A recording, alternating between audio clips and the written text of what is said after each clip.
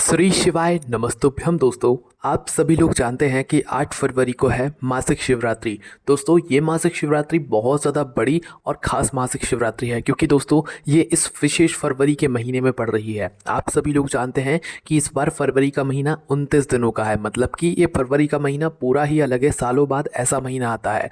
साथ ही में दोस्तों, इसी फरवरी के महीने में वसंत पंचमी पड़ती है। तो एक तरीके से हम कह सकते हैं कि भाई ये जो मासिक शिवरात्रि है ये बसंत मासिक शिवरात्रि है और इसका महत्व भी बहुत ही ज़्यादा बड़ा है। इसलिए दोस्तों, आज इस वीडियो में हम आप लोगों को इस बसंत मासिक शिवरात्रि के दिन किया जाने वाला सबसे बड़ा उपाय समझाएंगे, जो कि पंडित जी ने बताया हुआ है, जो कि दोस्तों 3 दीपक वाला उपाय है। दोस्तों, हम सोमवार के दिन 5 दीपक वाला उपाय करते हैं, प्रदोष व्रत के दिन 2 दीपक वाला उपाय करते हैं, पर जो मासिक शिवरात्रि होती है इस दिन हम 3 दीपक वाला उपाय करते हैं। पर कैसे करते हैं, किसको करना है, किस समय करना है, ये सारी जानकारी जानने के लिए इस वीडियो को और इस उपाय को आपको पूरा अच्छे से समझना पड़ेगा।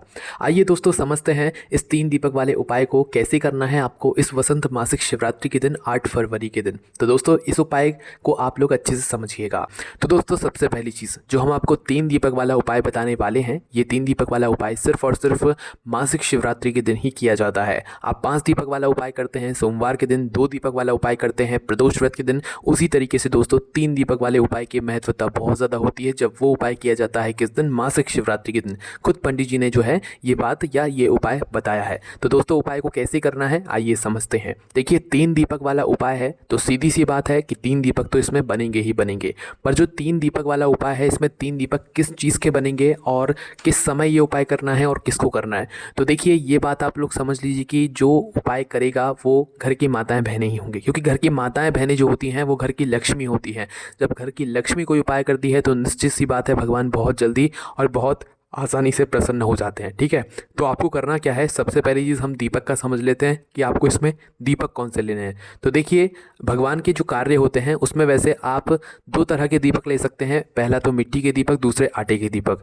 देखिए, इस उपाय में भी आप लोग ले तो मिट्टी के भी सकते हैं दीपक, पर यहाँ पर आटे के दीपक लेंगे तो ज़्यादा बेहतर होगा, क्योंकि कई सारे लोगों के पास मिट्टी के नए दीपक नहीं होंगे और उपाय में हमें शुद्धता का विशेष रूप से ध्यान रखना पड़ता है। तो भाई, अगर आपके पास मिट्टी के नए दीपक हैं तो आप 3 उनका प्रयोग कर सकते हैं, 3 मिट्टी के दीपकों का। और अगर नहीं है तो भाई आप मुख्य रूप से आटे के दीपक बना लीजिएगा, है ना। अब दोस्तों, आटे के जो दीपक आप बनाते हैं उसमें भी एक बहुत बड़ी बात है कि जो आटे के दीपक आप लोग बनाते हो उस आटे को गूंदते समय, मतलब उस आटे को गूंदते समय आप लोगों को उस आटे के अंदर कोई भी चीज़ नहीं डालनी चाहिए। अगर आप वो आटा दीपकों के लिए गूंद रहे हो, ठीक है, तो उसके अंदर कुछ चीज़ मत डालना। मात्र आप लोग उस आटे को गूंद कर अपने 3 मीडियम साइज़ के दीपक को तैयार कर लेना, है ना।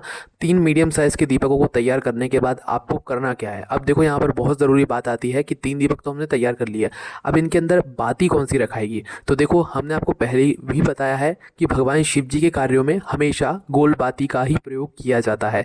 तो भाई, गोल बाती का प्रयोग भी किया जाता है, पर इसी के साथ में दोस्तों हम ये बात भी आपको समझा रहे हैं कि गोल बाती जो आप अपने हाथों से बनाओगे ना, उसका फल आपको बहुत बड़ा होकर मिलता है। कई सारे लोग बनी बनाई बत्ती भी लाते हैं, कई सारे लोग हाथों से ही बनाते हैं, तो ज़्यादा जो बेहतर होता है वो हाथों से बनाई हुई बत्तियों का होता है, क्योंकि रुई आपके घर में होती है या नहीं भी होती है तो भाई आप ला सकते हैं। फिर उस रुई से आप अपने हिसाब से, अपनी मेहनत से, अपने हाथों से उस रुई को बनाते हैं, तो भाई भगवान निश्चित सी बात है कि आपसे प्रसन्न बहुत जल्दी होते हैं, है ना। तो आपके पास अगर रुई रखी हुई है तो भाई अपने हाथों से 3 गोल बत्ती बना लें, और अगर नहीं है भाई पहले से बनी बनाई रखी हुई हैं तो भाई आप वो ले लें। आप बाजार की लाए हैं तो भाई वो भी ले सकते हैं, पर मुख्य रूप से आपको अपनी बत्ती, घर की बत्ती बनानी चाहिए, है ना।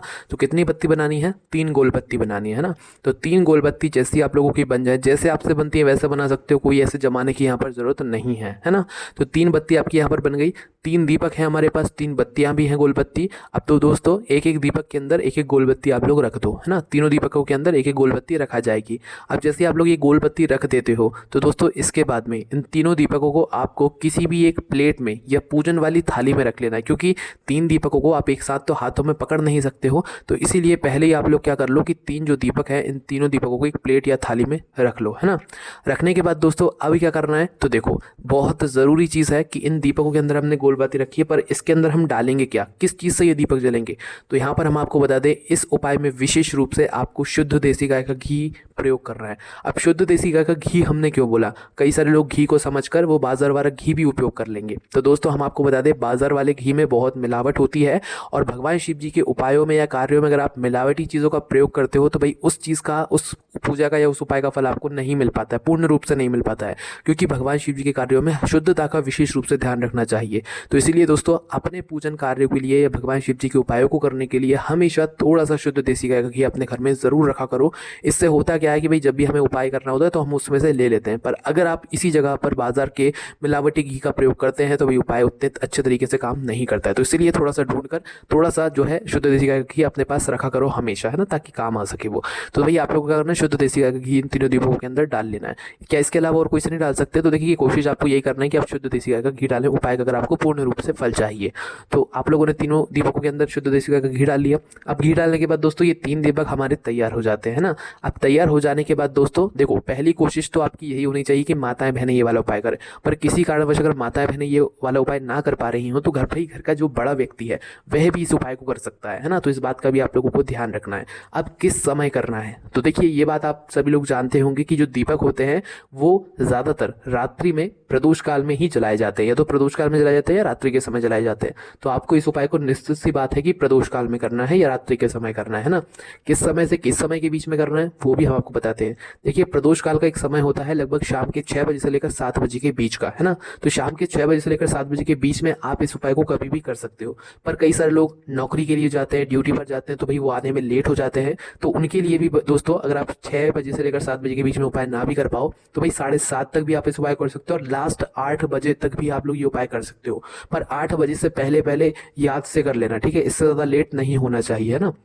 तो भाई आप लोग कोशिश 6 से 7 के बीच में ही होनी चाहिए, पर लेट हो जाओ तो 7:30-8 बजे तक भी आप ये 3 दीपक वाला उपाय इस मासिक शिवरात्रि को जरूर कर सकते हो, वसंत मासिक शिवरात्रि को, ठीक है। तो आपके यह उपाय तैयार हो चुके हैं, ये तीनों दीपक तैयार हो चुके हैं। आपको अपने घर से इन तीनों दीपकों को लेकर निकलना है। अब देखिए निश्चित सी बात है कि हमने 3 दीपक यहाँ पर तैयार किए हैं, तो 3 जगह ऐसी होंगी जहां पर हम ये दीपकों को रखेंगे। एक जगह पर ये तीनों दीपक नहीं रखाएंगे, एक एक जगह 3 जगह पर ये दीपक रखाएंगे, ठीक है। अब वो 3 जगह कौन कौन सी है वो भी हम लोग यहाँ पर समझ लेते हैं। देखिए आप अपने घर से इन दीपकों को, तीनों दीपकों को साथ में लेकर तो निकलेंगे, पर इस बात को भी ध्यान रखना कि जब भी हम कोई दीपक कहीं पर भी रखते हैं तो उस दीपक के नीचे या तो हम कुछ चावल के दाने रखें या कुछ फूल की पंखुड़ियां रखें। क्योंकि अगर हम सीधा सीधा दीपक नीचे रख देंगे तो उस मतलब दीपक का फल हमें मिलेगा नहीं पूर्ण रूप से। तो इसलिए हमेशा कोशिश किया करो कि जब भी दीपक लगाने जाओ या 3 दीपक वाला उपाय करो तो भाई अपने सामने कुछ चावल के दाने रख लो या तो कुछ फूल की पंखुड़ियां रख लो। जहां जहां भी ये दीपक रखो पहले वहां पर कुछ चावल के दाने रखो, या ना भी हो तो भाई थोड़ी सी फूल की पंखुड़ियां रखो, फिर उन फूलों की पंखुड़ियां उन चावल के दानों के ऊपर अपना ये दीपक रखो, है ना। ये बात आप लोग ध्यान रखना।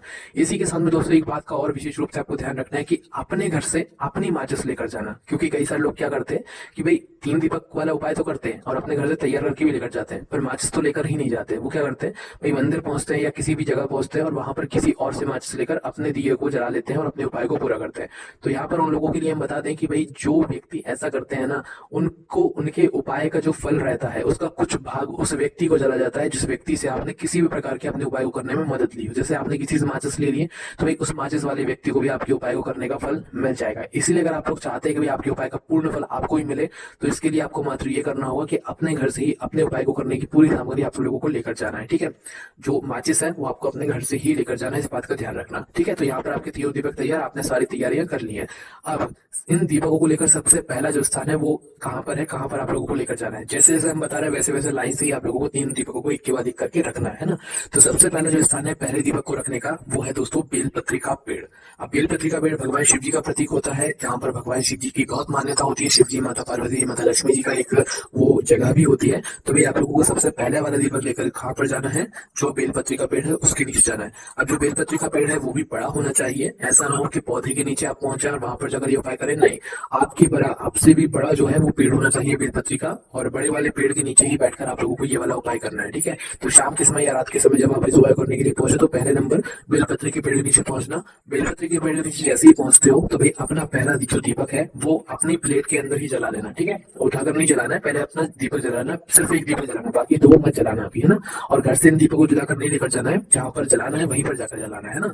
तो भाई पहला दीपक अपना जला लेना। पहला दीपक जलाने के बाद दोस्तों क्या करना है आप लोगों को कि इस दीपक से आप चाहे तो भगवान की आरती उतार सकते हैं, शिव जी, माता पार्वती जी, माता लक्ष्मी जी का नाम लेते हुए इस पहले वाले दीपक को आपको बेलपत्री के पेड़ के नीचे रख देना है। जैसे पहले नंबर का ये दीपक बेलपत्र के पेड़ नीचे आप लोग रख देते हो। उसके बाद भगवान शिव जी से, माता पार्वती जी से, माता लक्ष्मी जी से चोली फैलाकर आपको प्रार्थना करना है। ठीक है, आप अगर आपके घर में अगर धन की कमी हो रही है तो भी धन के लिए माता लक्ष्मी जी से प्रार्थना करना। कोई दुख और समस्या आ रही है, कोई संकट आ रही है, उसके लिए प्रार्थना करना है। और अगर कुछ ना भी बोलना चाहो ना तो भी आपकी जो सबसे बड़ी परेशानी होगी वो दूर हो जाएगी इस उपाय को करने से। अगर आप मनोकामना नहीं भी बोलते, ठीक है, तो भाई पहले वाले दीपक को बेलपत्र के पेड़ नीचे लगाने के बाद अपनी मनोकामना जो भी हो, जो भी दुख और समस्या हो, संकट हो, धन से जुड़ी समस्या हो, कोई एक मनोकामना बोलना, बस इस बात का ध्यान रखना है। तो मनोकामना बोलकर जो भी फैलाना, भगवान से प्रार्थना कर वहां से उठ जाना। तो पहला दीपक हमने बेलपत्र के पेड़ नीचे लगा दिया। अब बात करते हैं दूसरे नंबर के दीपक की। तो ये दूसरे नंबर का दीपक है वो आप बेलपत्र के पेड़ से पहले दीपक लगाने के बाद दूसरे नंबर पे जाओगे आप लोग किसी भी शिव जी के मंदिर में। उस बेलपत्र के पेड़ के पास में, आपके घर के पास में जो भी शिव मंदिर हो, ठीक है, शिव जी का शिव मंदिर हो, शिवालय हो, वहां पर आप लोगों को अपने ये दोनों दीपकों को लेकर जाना है। मतलब पेड़ को जब अपने साथ में रखोगे, देव को आप पेड़ में रखकर लेकर गए हो, तो ये दूसरे नंबर के दीपक को आप लोग को लेकर जाओगे किसी भी शिव मंदिर में, शिव मंदिर में जैसे पहुंचते हो, शिव मंदिर में शिव जी के शिवलिंग के पास में अपना दूसरे नंबर का दीपक आप लोगों को रखना है। पहले तो अपने प्लेट के अंदर अपने हाथ से रखना है और चारों तरफ अपना दूसरे नंबर के दीपक को शिवलिंग के पास में कहीं पर भी रख देना है। शिव जी को उसकी शिवलिंग के पास में रख देना है और शिवलिंग के पास